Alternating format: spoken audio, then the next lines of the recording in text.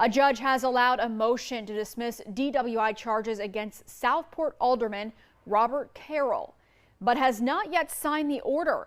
Carroll's attorney argued a Boiling Spring Lakes officer violated his rights by limiting how many people he could contact before intoxication testing.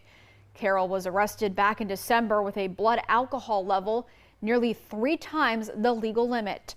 A review hearing is set for June 9th.